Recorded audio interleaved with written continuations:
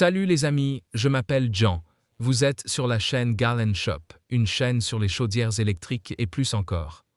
Aujourd'hui, nous sommes heureux de vous présenter le thermostat Wi-Fi Conlon mis à jour. Une caractéristique distinctive du nouveau modèle est sa taille compacte. Il occupe 2 modules. Il est devenu plus petit en hauteur et en largeur, tout en devenant légèrement plus épais. Cela permet de l'intégrer facilement dans un boîtier électrique standard, avec d'autres éléments en le montant sur un rail DIN. Passons à la commande de l'application mobile. Vous pouvez utiliser les applications Smart Life et TIA Smart, disponibles pour Android et iOS. Il faut noter que les menus de ces applications sont disponibles dans de nombreuses langues.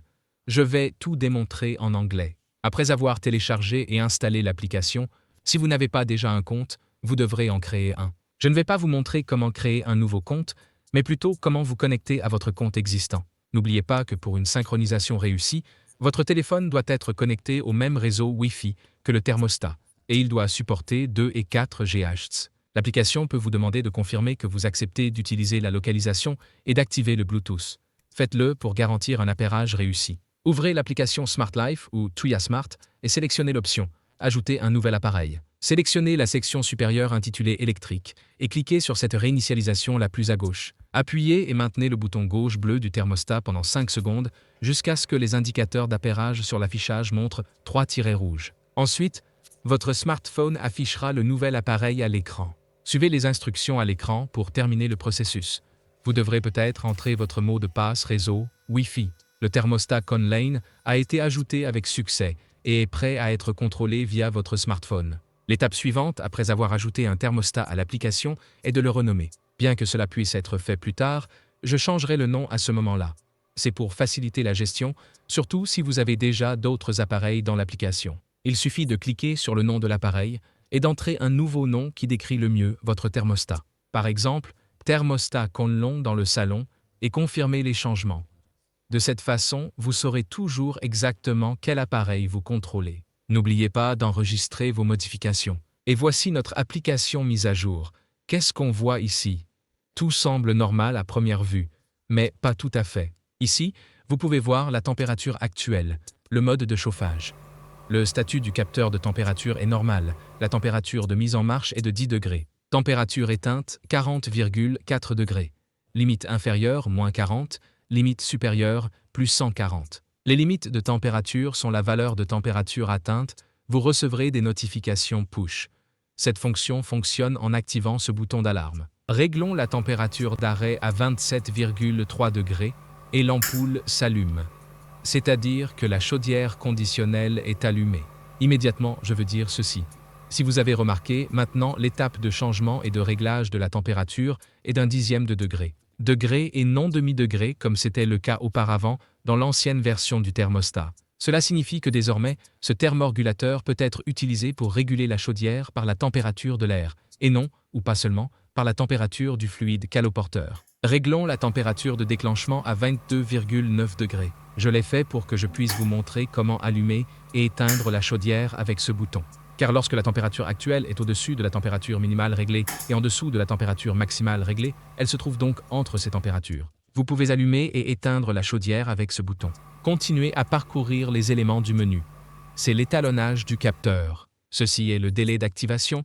Nous reviendrons sur cet élément de menu un peu plus tard, mais maintenant je vais vous montrer comment fonctionnent les 2 modes principaux de ce thermostat, notamment le mode chauffage et le mode refroidissement. Comme vous pouvez le voir, le mode chauffage est maintenant activé.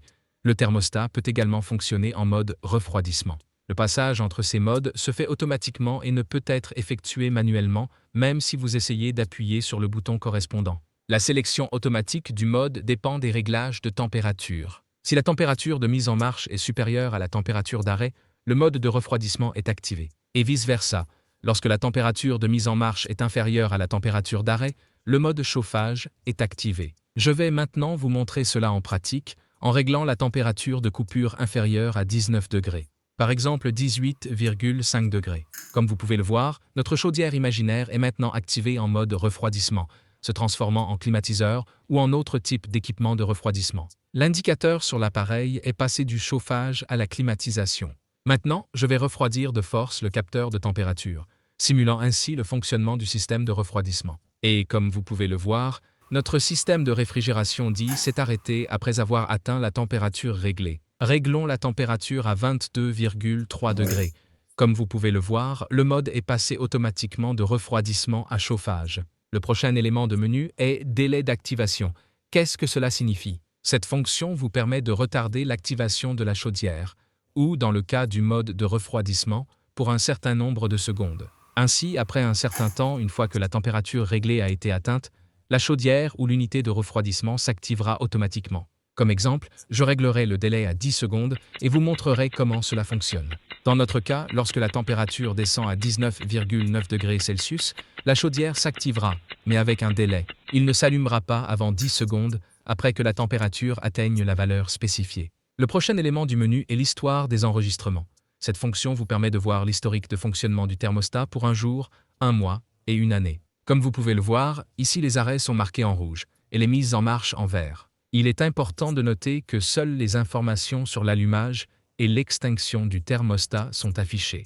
Cela signifie que les données sur la consommation d'énergie de l'appareil, par exemple une chaudière ou un système de refroidissement ou tout autre paramètre, ne sont pas affichées sur le thermostat. Le prochain élément du menu est la section des périodes. Cette fonction vous permet d'automatiser le contrôle du système de chauffage ou de refroidissement, assurant son fonctionnement selon vos réglages. Programmez les heures de mise en marche et d'arrêt du chauffe-eau pour chacune des 10 périodes de 0 à 9. Il est important de se rappeler que la chaudière s'allumera et s'éteindra en fonction de la température totale que vous avez réglée, et ne fonctionnera pas si la température a déjà atteint la valeur réglée pour la période actuelle. Les périodes sont prioritaires. Cela signifie que la chaudière est contrôlée exclusivement selon les périodes définies. Si au moins l'un d'eux est activé, dans ce cas, le contrôle manuel de la chaudière devient impossible, jusqu'à ce que les paramètres de période soient réinitialisés. Durant une période active, vous pourriez rencontrer une situation où la chaudière ne démarre pas automatiquement, car elle est en phase de refroidissement. Mais vous pouvez toujours allumer la chaudière manuellement, si nécessaire. Si la chaudière est déjà en marche et approche de la température réglée, mais que la période active n'est pas encore terminée, il ne peut être éteint qu'en réduisant de force la température réglée. Pour éviter la confusion et augmenter l'efficacité du thermomorgulateur, il est recommandé de former les périodes séquentiellement. Des périodes imbriquées avec des réglages incohérents peuvent entraîner un fonctionnement imprévisible du régulateur de température. Pour revenir au mode de fonctionnement standard du chauffe-eau, il faut réinitialiser tous les réglages des périodes en les remettant à 0 pour chacune des 10 périodes disponibles. Après cela, la chaudière fonctionnera selon la température sans aucune référence temporelle. Et la dernière caractéristique dans cette revue est le fonctionnement du thermostat sans connexion Wi-Fi. Pour cela, vous devez appuyer sur le bouton droit pendant 2 secondes jusqu'à ce que vous entriez en mode réglage. Voici 2 paramètres, P100 et P101. P100 est la température de départ et P01 est la température finale. Actuellement, ma température actuelle est également de 24 degrés et P100 est réglé à 24 degrés aussi. J'ai réglé P1 à 24,5 degrés. Comme vous pouvez le voir, la chaudière s'est mise en marche. Je vais attendre que la lumière chauffe le capteur jusqu'à ce qu'elle s'éteigne. Maintenant, je rentre à nouveau les paramètres de sélection de température. Je choisis le programme 00 et règle la température à 24,2 degrés. J'attends 2 secondes pour que la température réglée soit fixée. Maintenant, la température va baisser de 0,3 de degré jusqu'à atteindre les 24,2 degrés fixés. Comme vous pouvez le voir, la chaudière s'est rallumée. Je veux dire que le principe de fonctionnement du thermostat sans connexion Wi-Fi est le même qu'avec la connexion. C'est-à-dire, si la température réglée P100 est plus haute que P01, alors le thermostat fonctionnera en mode refroidissement. Si c'est l'inverse, alors en mode chauffage. Et c'est tout pour aujourd'hui. Si cette vidéo vous a été utile, veuillez lui donner un like et vous abonner à la chaîne. À bientôt dans de nouvelles vidéos.